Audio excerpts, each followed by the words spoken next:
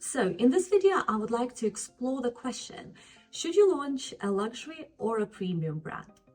Now, one thing I want to mention in the beginning is that it doesn't necessarily have to be black and white. What you do need to do, however, is to develop a very clear vision where you see your brand go. Where do you see your brand in 5, 10, 15 years? What else you can do is to just borrow certain principles from the luxury strategy and apply it for your brand. Now, we do need to clarify what is the difference between premium and luxury. Now, luxury brands, they follow certain principles from the luxury strategy. On a very, very basic level, they're more exclusive. And if you want to know the differences between premium and luxury, you can watch my video. I will link it here. Okay, so we mentioned the vision. You really need to develop a clear vision to understand where you want to see your brand grow. If you're a product-based business, you need to think about production. Can you source the best quality materials? Will you be able to work with producers who can deliver high standards and best quality control? Can you get access to the best craftsmen? Then you need to think about finances. Now, margins in the luxury market are usually higher, but so are the upfront costs and the maintenance costs as well. On the other hand, if you are a luxury brand, you will need to maintain very high standards to build that trust and relationship with a smaller customer pool, but a long lasting. So you really need to sit down and think about your financial capabilities, because the costs that are involved in launching a luxury brand will be considerable. It of course depends on your business model and on how many items you are launching. Is it just one product? Are you doing leather? Are you doing t-shirts? Or is it a service-based business? Now, another thing is sales.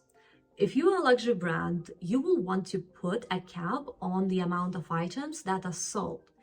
Now, this may not be necessarily a problem for smaller brands, but as you grow, it becomes a challenge. And especially it is a big challenge for established luxury brands who try to maintain the balance between accessibility and exclusivity. And if you're a premium brand, will you be able to sustain a high turnover to be able to get to your revenue targets?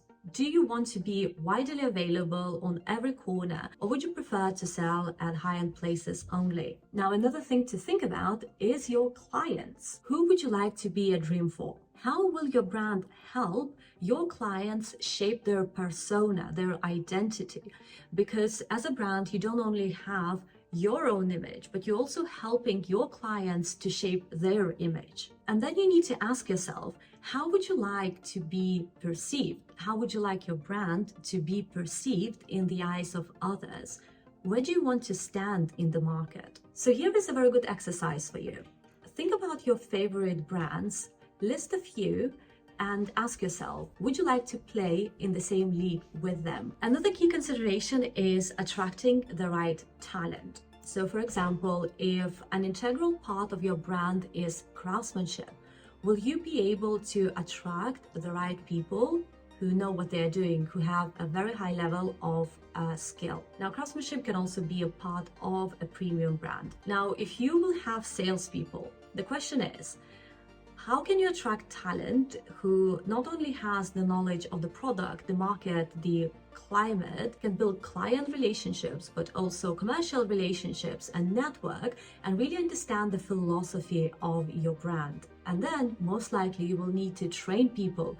So think about the training that will be required for them to understand your brand, your product, uphold your brand values, and that sort of stuff. The people you employ will have to have a certain type of attitude that will align with your brand values and your brand image. Now, if you're a one-man or one-woman show and you sell services, then you really need to think about the time and effort it takes for you to work with your clients. Would you rather have fewer big clients or work with a larger number but smaller clients? So these are just some considerations when deciding whether to launch a premium or a luxury brand. Once you start building a plan for your brand, many more questions will arise, and it will be specific to your industry, to the scale of your business, to your business model, and many other things.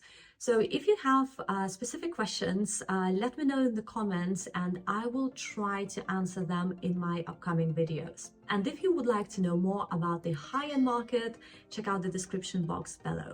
Thanks for watching. Bye.